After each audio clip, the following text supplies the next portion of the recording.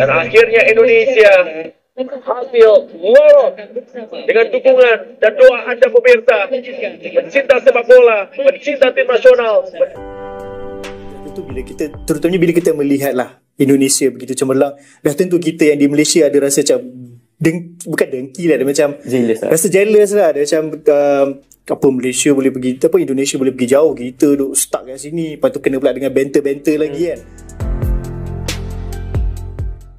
Akhirnya tim Indonesia lolos ke putaran final Piala Asia usia di bawah 20 tahun setelah menahan Yaman 1-1. Dengan hasil ini Indonesia menjadi juara grup F dan otomatis berhak lolos ke putaran final yang akan digelar di Cina tahun depan. Adapun nasib tim Malaysia sudah dipastikan gagal total. Dalam pertandingan penentuan juara grup itu, tim Garuda Muda mampu unggul dulu lewat Jens Raven di menit ke-45+1. Namun, Yaman dengan cepat membalas lewat Abdurrahman Al-Hader di menit ke-45+3. Skor 1-1 ini bertahan hingga akhir babak kedua. Seperti kita ketahui dalam kualifikasi Piala Asia ini, ada 10 juara grup yang berhak lolos ke putaran final. Lalu, 5 tim lagi diambil dari peringkat kedua terbaik. Jadi ada 15 tim Asia, plus tuan rumah Cina yang akan berlaga dalam putaran final tahun depan. Nah, Malaysia sudah dipastikan tersingkir karena hanya berada di peringkat ketiga grup. Hasil terakhir adalah Malaysia ditahan imbang 1-1 oleh Sri Lanka. Tapi hasil pertandingan ini tidak masuk hitungan. Bahkan kalaupun dihitung, Malaysia tetap gagal karena tetap berada di peringkat ketiga grup. Malaysia kalah bersaing dengan Korea Utara dan Tajikistan. Sebetulnya kegagalan tim Harimau Muda itu sudah dipastikan begitu Malaysia dikalahkan Tajikistan 0-1 beberapa hari lalu. Hal itu juga sudah ditulis oleh Berita Harian Malaysia. Dan pengurus Federasi Sepak Bola Malaysia, Datuk Nur Azman, tetap mengapresiasi tim muda Malaysia tersebut. Katanya, anak asuhan Torres Garrido itu telah menampilkan permainan yang baik. Boleh jadi hanya nasib yang memisahkan harapan untuk tetap layak. Sekarang, kita tunggu pasukan pulang. Selepas itu kita minta laporannya, kata Nur Azman. Dijelaskan pula oleh Berita Harian tersebut bahwa, kalaupun Harimau Muda bisa mengalahkan Sri Lanka dalam pertandingan terakhir, lalu Oman sanggup mengalahkan Tajikistan, hal itu tetap tidak cukup bagi Malaysia untuk bisa lolos lewat kategori peringkat kedua terbaik. Itu karena hasil pertandingan melawan Sri Lanka tak akan dihitung dalam penentuan peringkat kedua terbaik. Nah, hal itu disebabkan karena jumlah peserta dalam setiap grup pada kualifikasi Piala Asia kali ini berbeda-beda. Ada yang berisi 4 peserta, ada juga yang berisi 5 peserta. Kebetulan, grup Malaysia terdiri dari 5 peserta. Jika pertandingan terakhir dihitung dalam penentuan runner-up terbaik, maka hal itu tidak adil bagi peserta yang berada grup yang hanya terdiri dari 4 negara. Lucunya, sejumlah media dan netizen Malaysia masih saja belum sadar bahwa Harimau Muda telah kandas. Media Makan Bola misalnya masih berasumsi bahwa Malaysia akan lolos jika bisa mengalahkan Sri Lanka, dan di tempat lain Oman bisa mengalahkan Tajikistan. Ilusi yang sama juga disampaikan oleh YouTuber Malaysia berikut ini. Jika Malaysia menang ke atas Sri Lanka dan perlawanan lain Tajikistan tewas kepada Oman, maka Malaysia akan menamatkan saingan sebagai naib juara kumpulan E dengan 7 mata.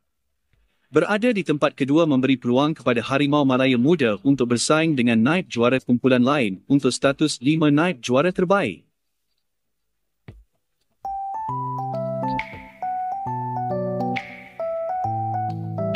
Selanjutnya, marilah kita simak kegalauan orang Malaysia terhadap perkembangan sepak bola Indonesia karena banyaknya pemain keturunan. Awak ada terbayang tak suatu hari nanti, sekarang lah kita kira, masa tu awak ada terbayang tak yang kita akan dapat melihat pemain yang pernah beraksi di luar negara ada darah Malaysia menyarung jersey skuad kebangsaan? Secara jujurnya tidak pernah terbayang, sebab perkara itu adalah satu perkara yang bagi saya complicated untuk mencari pemain-pemain yang ada warisan. Sebab apa? Sebab mereka memerlukan satu proses untuk membuktikan yang mereka layak untuk mewakili Malaysia sekiranya mak ayah atau datuk nenek moyang dan sebagainya mempunyai pertalian darah. Jadi benda tu satu proses yang panjang. Jika tidak ada dokumentasi yang komplit, maka kemungkinan kita akan mengulangi kesilapan yang lama, iaitu sebagai contoh Mas Saikat Londa yang mana dulu dikatakan mempunyai darah Malaysia tetapi end up sampai ke sudah documentation tak betul, kita kena scam. So bagi saya benda perkara sebegitu, selagi mana pemain yang dikatakan mempunyai darah Malaysia, selagi mana documentation dia belum disahkan ataupun dibuktikan, maka selagi itu saya tak membayangkan yang mereka akan mewakili Malaysia. Adakah kejayaan Indonesia tu buatkan kita jadi terlalu tergesa-gesa sampai kita terus tak cuba ikut? Boleh jadi tak? Sebab ialah bila kita tengok Indonesia pergi lebih jauh dengan pemain beri saingan yang cukup hebat kepada gergasi Asia, secara tak langsung bila especially fans lah, penyokong bila tengok Indonesia boleh macam ni, mungkin kita dah sampai masa untuk kita ikut macam ni juga. Adakah itu akan membuatkan kita jadi lebih tergesa-gesa? Macam cakap, proses tu panjang.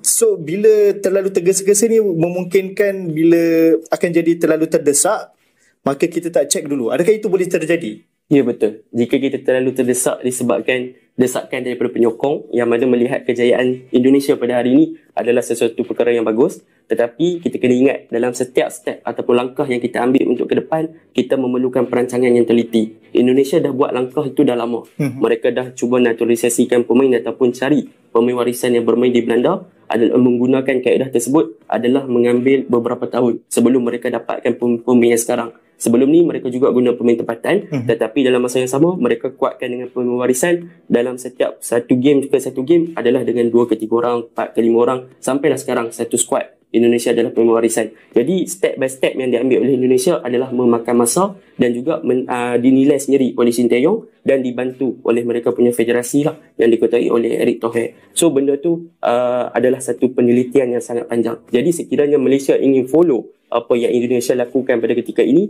kita memerlukan masa yang panjang seperti Indonesia juga. Tak bolehlah Indonesia dah berjaya hari ini kita nak buat, esok kita nak berjaya. Tak boleh.